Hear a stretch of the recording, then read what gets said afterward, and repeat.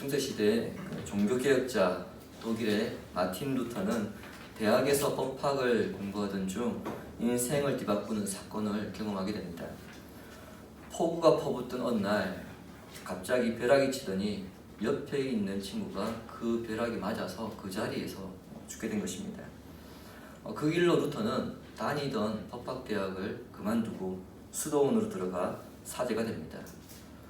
그가 사제가 된 이후 신학 박사학위를 받으면서 계속해서 성경 연구에 매진하는데, 그럼에도 불구하고 그에게 가장 중요했던 것은 골방 기도였습니다.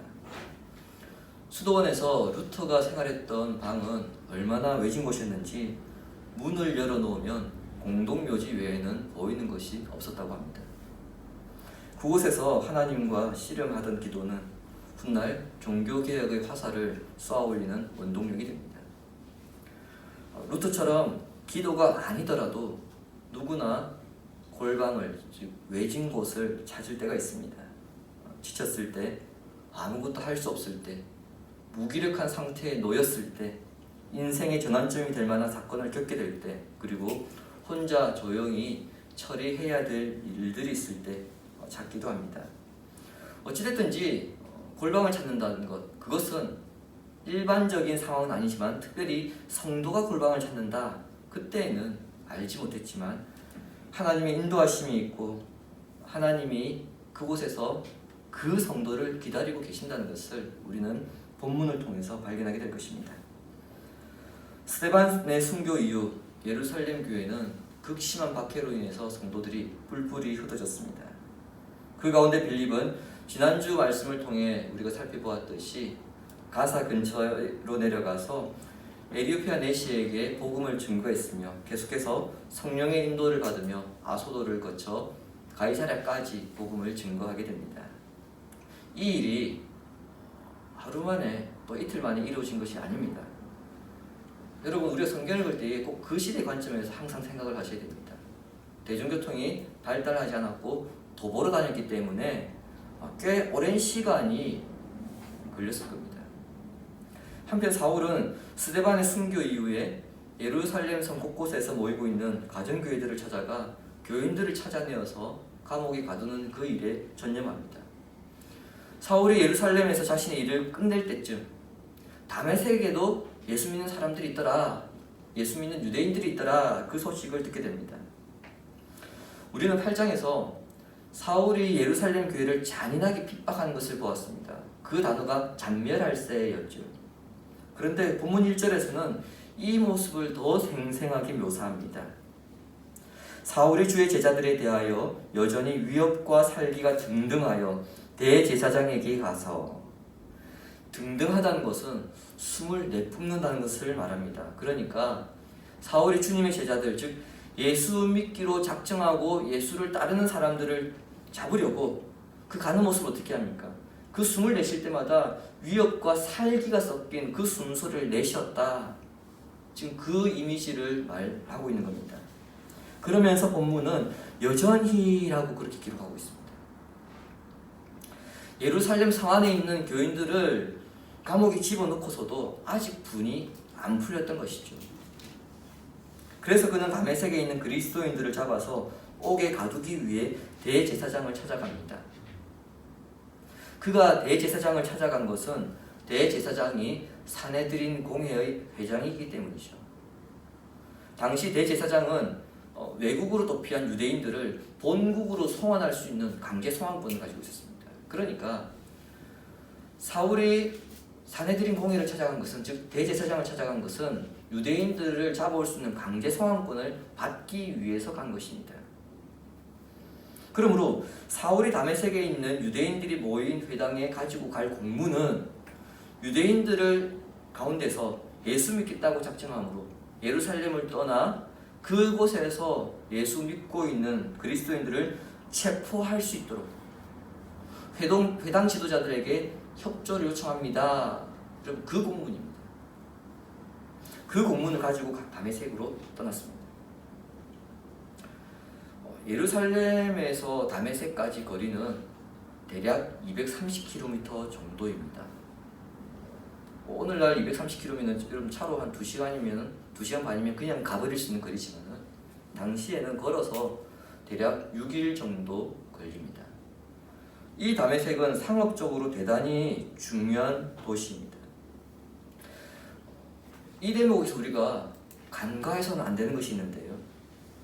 사울이 예루살렘에서 교인들을 끌어내가지고 감옥에 가두었습니다. 근데 그것도 모자라서 다메섹까지 그리스도인들을 잡으러 가고 있는 이 행동을 사울이 무슨 그리스도인들에 대해 원한이 있는 것으로 그렇게 생각해서는 안 된다는 겁니다. 그렇다고 사울을 성격 파탄자로 그렇게 봐서도 안 됩니다. 그가 예수 그리스도를 주로 믿고 따르는 신자들을 핍박하고 학대하며 죽이는 일에 이토록 적극적이었던 것은 철저한 유대교 신앙 때문입니다. 사울을 비롯한 유대교 지도자들에게 있어서 십자가에 처형된 예수가 하나님의 아들이다, 이 사실은 결코 받아들일 수 없는 일입니다. 우리가 그런 표현 쓰죠. 죽었으면 죽었지 하늘이 들쭉나도 그것을 받아들일 수 없다. 이게 유대인들이 예수님에 대해 가지고 있는 생각입니다. 하나님께서 기름 부으신 메시아, 하나님의 아들이 십자가에 못 박힌다. 유대인들에게 결코 일어날 수도 생각조차 할 수 없는 일입니다. 그런데 그리스도인들은 어떻게 이야기합니까? 메시아가 십자가에 못 박혔다. 그러므로 유대교의 열심이라고 한다면 그 주장은 신성모독이기 때문에 누구보다 앞장서서 교회를 탄압하고 핍박하고 있는 것입니다. 즉 사울은 자신의 신앙에 충실해서 헌신된 마음에서 지금 이러한 행동을 하고 있는 겁니다. 그 열정이 어느 정도냐? 다메섹까지 가서 그리스도인들을 핍박할 정도이죠. 다메섹은 이스라엘 영토 아닙니다. 따라서 외국까지 가서 기독교로 개종한 유대인들을 지금 잡으러 가고 있는 겁니다. 여러분 대단한 일정이지 않습니까? 지난 수요일부터 이단에 대해서 우리가 공부를 시작했는데 우리가 이단에 빠진 사람들에 대해서 부끄러워하고 반성해야 할 점이 바로 이 부분입니다. 배운 것에 대해서 믿고 그리고 믿는 대로 행동한다는 점입니다. 비록 그들은 잘못된 가르침을 받고 있지만 적어도 자신들이 배운 것에 대해서는 확신을 가지고 그 확신에 대해서 충성스럽게 헌신하며 행동합니다. 사실 우리가 그렇게 살아야 하는데 성도는 오히려 믿음에서 쉽게 타협하거나 넘어지고 이단은 잘못된 가르침에도 확신을 가지고 그 신념대로 행동함으로써 주의 기본과 뒤바뀐 그런 모습을 보여주고 있습니다. 우리가 성경을 통해 주님께서 하신 말씀과 그리고 주님의 그 사역의 의미를 깨달았다면 그리고 우리가 배웠다면 그 배운 것에 대해서 확신을 가지고 신념을 가지고 행동해야 한다는 것입니다. 그러나 주의해야 할 것은 그 신념이 잘못될 경우, 그 신념이 잘못되었을 경우에는 결과적으로 안 하는 것보다 못하는 결과를 가져올 수도 있다는 점입니다. 그러므로 우리의 신앙 방향과 신념이 잘못되지 않도록 성경을 통해서 예수님을 볼 수 있어야 합니다. 그렇지 않으면 에디오피아 내시가 말씀을 읽어도 깨닫지 못하고 사울처럼 설령 깨닫더라도 잘못 깨달음으로써 말씀을 통해서 주님을 대적하는 그런 결과를 가져오게 됩니다. 다시 사울을 보시기 바랍니다. 그가 예루살렘을 출발해서 다메섹 가까이 왔을 때입니다. 제가 6일 걸린다고 했으니까 최소한 5일 정도 지났다고 그렇게 보시면 되겠죠. 사도행전 26장 13절에도 이 사건이 기록되어 있는데요. 26장 13절에는 이때가 정오라고 그렇게 기록하고 있습니다. 12시죠. 태양이 한창 뜨거울 때인데 그 태양보다 몇십 배, 몇백 배 더 밝은 빛이 쏟아졌습니다.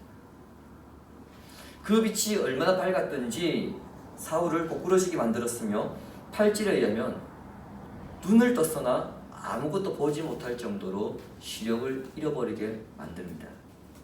자, 이 빛에 대해서 사도 요한은 이렇게 기록하고 있습니다. 요한복음 1장 4절을 보십시오. 주보에 있습니다. 그 안에, 즉 말씀 안에 생명이 있었으니 이 생명은 사람들의 빛이라. 이 말씀은요, 요한복음 1장 2절에 의하면 예수님을 가리키고요, 그리고 요한복음 1장 1절에서는 이 말씀이 하나님이라고 사도 요한은 선언합니다. 사도 요한이 가리키고 있는 이 빛은 우리가 창세기 1장에서 이미 살펴보았습니다. 여러분, 태양이 몇째 날에 창조됩니까? 넷째 날에 만들어지거든요. 그런데 창세기 1장을 보시면은 첫째 날에 무엇부터 생기냐면 빛과 어둠이 먼저 생깁니다. 태양이 넷째 날에 만들어지는데 빛이 첫째 날에 먼저 생깁니다. 도대체 이 빛은 무슨 빛일까요? 우리가 과학적으로 볼 때는 태양이 빛을 내어서 세상을 밝히는 것이거든요. 근데 태양이 없습니다. 근데 세상은 밝아졌습니다. 네, 이 빛이 뭐냐면은 바로 하나님입니다. 하나님께서 비치시기에 그분이 계시는 곳에 영광의 빛이 찬란하게 빛나는 것입니다. 그 빛이 하늘에서 사울에게 비춰지면서 동시에 음성이 들렸습니다. 4절과 5절 보십시오. 땅이 엎드러져 들음에 소리가 있어 이르시되 사울아 사울아 네가 어찌하여 나를 박해하느냐 하시거늘 대답하되 주여 누구시니까 이르시되 나는 네가 박해하는 예수라. 이 빛이 누구입니까? 5절은 십자가에서 죽으시고 부활하셔서 승귀하신 예수 그리스도라고 그렇게 밝히고 있습니다. 승귀는 승천하셔서 이전의 신분, 즉 하나님의 신분을 회복하셨다는 의미입니다. 12사도들을 세우시고 하나님의 나라의 도를 가르치시고 그 나라가 어떤 나라인지 친히 몸소 보여주신 분이 주님이십니다. 그 주님께서 태양보다 더 환한 빛으로 사울에게 영광스럽게 현현하신 겁니다. 그리고 사울을 부르십니다. 사울아 사울아. 그 음성에 사울은 주여 누구십니까? 여기서 주는 그리스도인들이 예수님을 절대적인 구원자로 부르는 그런 호칭으로서 주의 의미가 아닙니다. 단순히 그냥 존경의 의미를 담은 주입니다. 왜입니까? 아직까지 사울은 예수님을 알지 못하기 때문이죠. 만일 사울이 옛날에 예수님을 만났다면 어떻게 대답했을까요? 마치 영화의 대사처럼 누구냐 너? 그렇게 물었을 겁니다. 빛 하나로 자신을 굴복시키며 꼼짝 못할 정도로 위험 있는 그 목소리 앞에서 위압감을 느꼈는데 훗날 사울은 이 사건을 회상하면서 이렇게 고백합니다. 디모데전서 1장 13절부터 15절까지 조금 길긴 한데요. 우리 함께 읽겠습니다. 내가 전에는 비방자요 박해자요 폭행자였으나 도리어 긍휼을 입은 것은 내가 믿지 아니할 때에 알지 못하고 행하였으니라. 우리 주의 은혜가 그리스도 예수 안에 있는 믿음과 사랑과 함께 넘치도록 풍성하였도다. 이보다 모든 사람이 받을 만한 이 말이요 그리스도 예수께서 죄인을 구원하시려고 세상에 임하셨다 하였도다. 죄인 중에 내가 괴순이라. 아멘. 사울은 지금까지 자신의 삶을 율법에 비춰봤을 때에 흠 하나 없었다고 그렇게 자부했습니다. 내가 외치는 것이 진리이고 내가 행동하는 것이 정의라고 그렇게 생각해왔습니다. 뭐 하나 부끄러움이 없는 사람이라고 생각했는데 그 주님의 영광스러운 빛 앞에 자신을 비춰보니까 어떻습니까? 아, 내가 죄인이었구나. 그 죄인 중에서도 내가 우두머리였구나. 괴수구나. 그것을 깨달았던 겁니다. 결국 사울이 예루살렘에서 다메섹으로 갔던 그 길은 사울의 교만함, 사울의 악함, 그리고 자신의 죄인됨을 깨닫게 하는 길이었습니다. 사람이 교만한 것이 바로 이것 때문이죠. 거룩하신 빛 앞에서 자기 자신을 비추지 못하기 때문입니다. 여러분, 자신의 피부를요 어두운 곳에서 한번 보십시오. 꽤 괜찮은 피부입니다. 나쁘지 않습니다. 그런데 밝은 빛 앞에서 보면 어떻습니까? 와, 이거는 뭐 기미에 주근기에 점도 있고 주름도 있고 집에 가면 팩을 해야 되나 마사지를 해야 되나 별의별 생각 다 들지 않습니까? 그런데 이렇게 보는 것이 나를 보는 겁니다.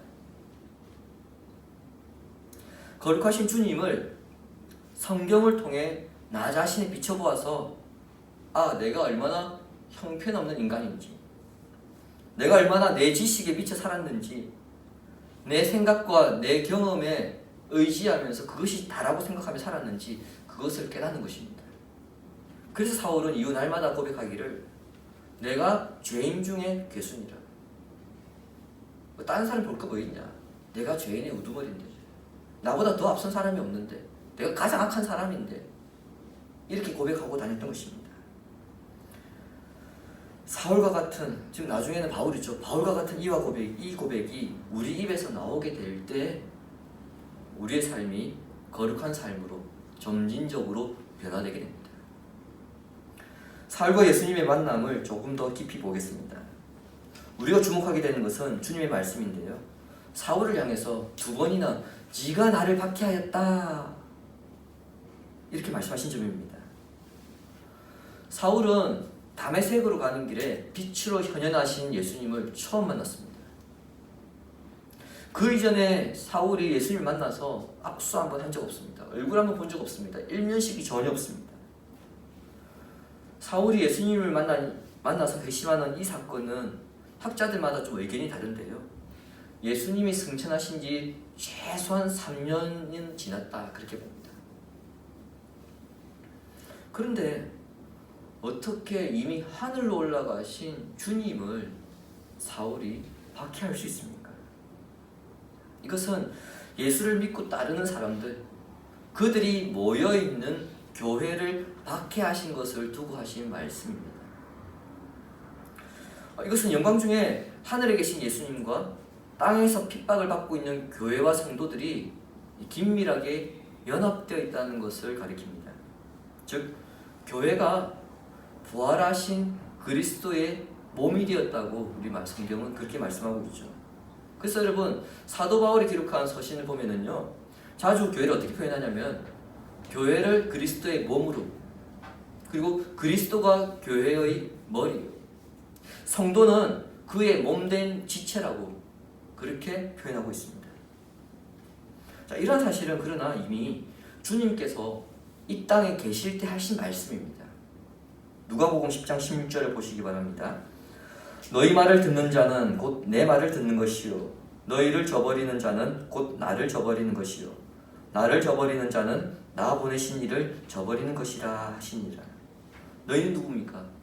1차적으로는 주님을 따르는 제자들입니다.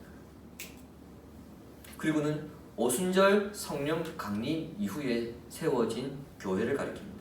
즉, 교회를 박해하는 것은 그 교회의 머리가 되시는 예수님을 박해하는 것이고요.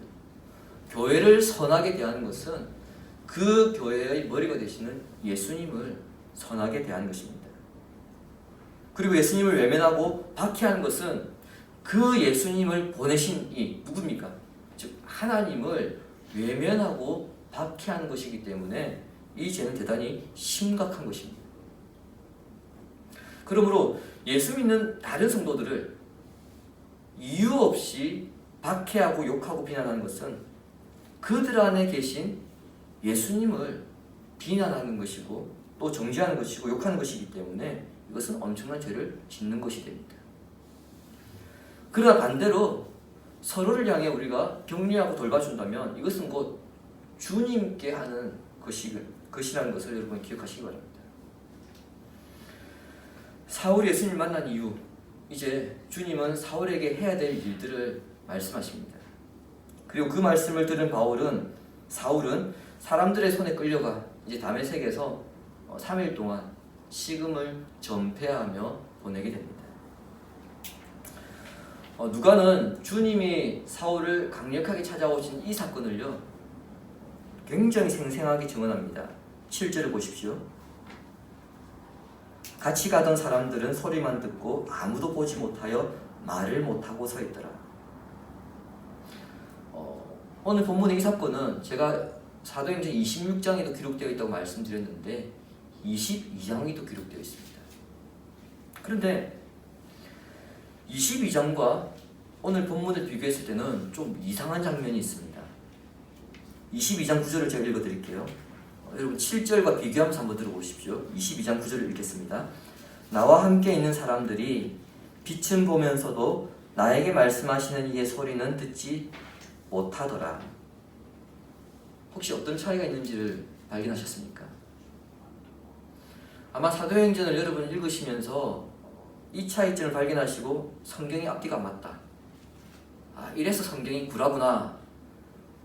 그 정도 발견하시는 분이면 성경을 굉장히 꼼꼼하게 읽으시는 분입니다.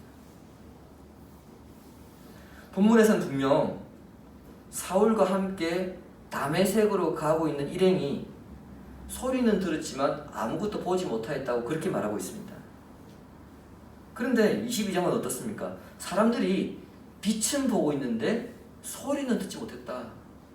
서로 지금 상반되게 이야기하고 있습니다. 두 구절이 모순되어 기록되어 있는 것 같지만 모순된 것이 아니라 서로 다른 부분을 중점적으로 부각시키고 있기 때문에 다르게 묘사한 겁니다. 본문에서는 동행자들이 음성은 들었지만 아무것도 보지 못했다. 그리고 22장에서는 동행자들이 빛은 보았지만 아무것도 듣지 못했다. 이 점을 부각시키고 있습니다. 그리고 이 두 구절을 종합하면 이렇습니다. 정오의 해가 한참 뜨겁고 밝을 때 그 태양보다 더 찬란한 빛을 사울과 그의 일행들이 보았지만 사람들은 그냥 좀 더 밝은 빛이네 이것을 본 것이고 사울은 그 빛이 단순한 빛이 아니라 그 빛 속에서 예수님을 본 것입니다. 모두가 이 소리를 들었습니다. 소리를 들었는데 사울과 같이 가던 사람들은 그냥 어떤 소리를 들은 겁니다. 너 어떤 소리 못 들었어? 들었어. 근데 뭐야? 모르겠어. 그런 소리를 들은 겁니다. 그런데 사울이 들은 소리는 무엇입니까? 그냥 하나 스쳐 지나갈 수 있는 소리가 아니라 자신을 부르시는 주님의 음성을 들은 것입니다. 누구보다도 구약을 잘 아는 사울이기에 그러하여금 말씀을 천천히 상고하는 가운데 예수님을 깨닫게 하신 방법을 주님께서 썼던 것이 아니라 직접 예수님께서 나타나셔서 사울에게 속전속결로 네가 그토록 박해하던 예수다. 구약에서 계속해서 말씀해온 그 예수가 나다. 그걸 주님께서 바울에게 보여주신 겁니다. 그래서 그 자리에서 사울을 굴복시키시고 그 사울을 새로운 사명을 위해 살아가게 하신 것을 우리가 보게 됩니다. 성도들 가운데도요. 어떤 분들은 구원에 대한 확신과 그리고 신앙의 중요성, 믿음의 사람으로 살겠다고 결단하는데 굉장히 오랜 시간이 걸리는 분들이 있습니다. 그리고 어떤 분들은 교회 몇 번 오지도 않았는데 정작 교회 오래 다닌 사람은 받지도 못하는 그런 방언을 받고요. 희한하게 교회 몇 번 오지 않았던 사람이 기도하는데 병고침을 받는 그런 은사를 받는 사람들이 있죠. 그것도 부족해서 교회당 안에 있으면 답답해서 그냥 뛰쳐나와가지고 미친듯이 전도하고 다니는 그런 사람도 우리가 볼 수 있습니다. 자, 그럴 때 이런 생각이 들죠. 도대체 내 신앙은 뭐지? 나는 뭐지? 나는 몇십 년 동안 신앙생활 했는데 나는 발전이 없는 것 같고 저 인간은 몇 번 오지도 않았는데 나보다 신앙이 더 앞서가는 것 같고 왜 그렇지? 그런 생각을 할 수 있습니다만 그렇게 생각하는 것보다요. 그만큼 주님이 그 사람에 대해서 지금 긴급한 상황으로 부르셨다. 그렇게 생각하시기 바랍니다. 예수님의 12 제자들 보십시오. 3년 동안 예수님 따라다니면서 예수님께서 행하셨던 기적들 한두 개입니까? 많이 보았습니다. 예수님께서 가르쳐 주신 그 진리의 가르침 직접 들었습니다. 심지어 그들은 예수님의 부활을 체험했거든요. 직접 보았습니다. 그럼에도 불구하고 그들은 주님을 온전히 믿는데 오랜 시간이 걸렸습니다. 우리만 그런 것 아니라는 겁니다. 우리의 형편과 상황 그리고 하나님의 계획 그것을 고려하셔서 하나님께서 어떤 사람은 좀 더디 부르시고 어떤 사람은 급히 부르신다는 것을 생각할 때에 우리가 다른 사람의 신앙과 비교하지 않으면서 자신에게 주어진 믿음의 길을 기쁨으로 담대함으로 묵묵히 그렇게 걸어갈 수 있습니다. 오히려 자신의 신앙을 다른 사람과 비교하기 시작하면 조급함에 빠지게 되고요. 그것이 오히려 잘못된 신앙으로 빠지게 됩니다. 주님이 사랑하신 성도 여러분, 늦게 예수를 믿었던 일찍 믿었던 믿는 과정에서 급격한 회심이 일어났던 아니면 점진적으로 말씀을 상고하는 가운데에 구원의 확신이 들었던 상관없이 참으로 그리스도를 따르게 될 때에는요, 한 가지 과정을 거치게 됩니다. 그것은 하나님 앞에서 내가 어떻게 살아왔는지 내 인생을 돌아보게 하는 것이고요. 조금 더 구체적으로 내가 무엇을 중요하게 여기며 살아왔는지 또 살아가고 있는지 그것을 생각하게 해서 그것을 버릴 것인지 아니면 붙잡을 것인지 결단하게 하는 과정이 반드시 있습니다. 9절에 기록된 것처럼 사울은 다메섹에 들어가서 사흘 동안 아무것도 보지 못한 상태에서 식음을 전폐합니다. 깊은 침묵과 어둠 속에서 자신을 바라보았던 겁니다. 사울만 그랬을까요? 아니요. 요나도 그랬습니다. 물고기 뱃속에서 어둡고 절망적인 그 상황 속에서 고통스러운 곳에서 홀로 침묵하며 지난날의 어리석음을 철저히 회개하고 지금 내가 당하고 있는 이 사건의 의미를 깊이 묵상하는 시간이 있었습니다. 사울의 경우 이 사건은 자신의 인생을 송두리째 흔들어버렸죠. 지금까지 자신이 믿어왔던 신념이 흔들리게 되었고요.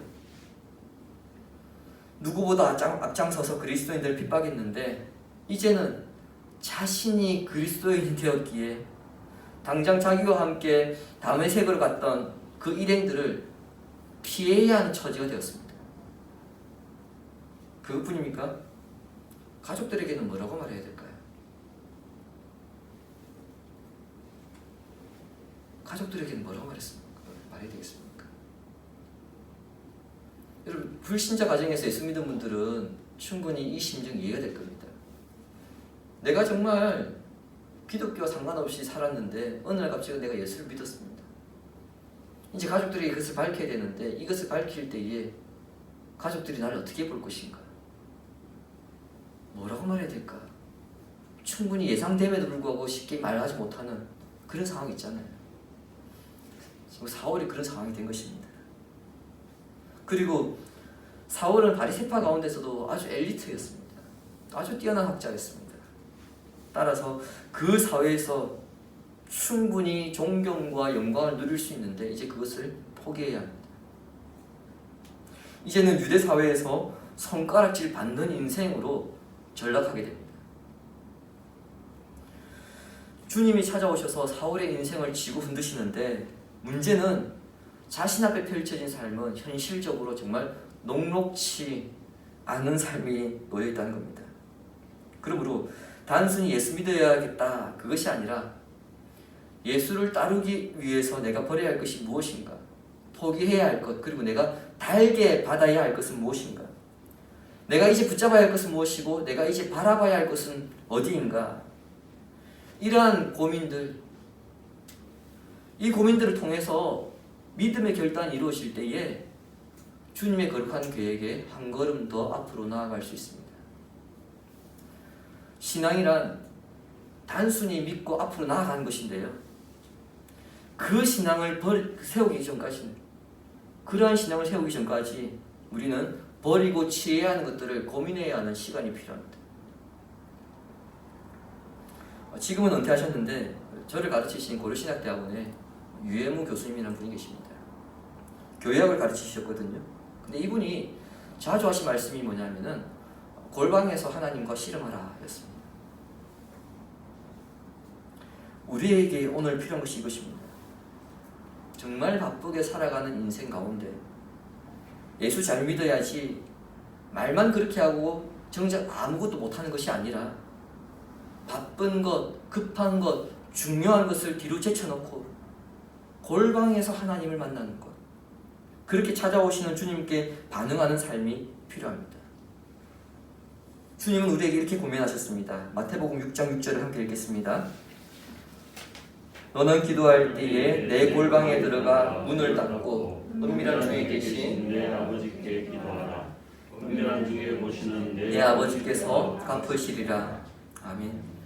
삶에 문제가 생기고 미래가 불안해지고 무기력해지며 모든 계획들이 난관에 부딪혀서 더 이상 앞으로 나아갈 수 없을 때, 그때 골방을 찾으시기 바랍니다.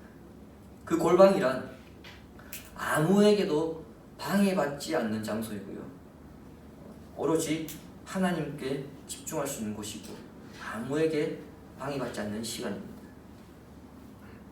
그곳으로 우리가 들어갈 때에 사울을 찾아가시고 요나를 찾아가신 주님은 동일하게 우리에게 찾아오실 것입니다. 그리고 그 상황에 처한 우리에게 이 사건이, 지금 이 현상이 너에게 어떤 의미가 있는가, 그것을 생각하게 하실 것입니다. 그 주님을 만남으로 하나님께로부터 인생의 어떤 기회를 부여받을 것인지 기대하시고, 여러분 인생을 하나님 앞에 맡김으로 삶의 현장에서 하나님의 나라를 열어가는 복된 삶을 사는 성도가 되기를 예수님의 이름으로 축원합니다.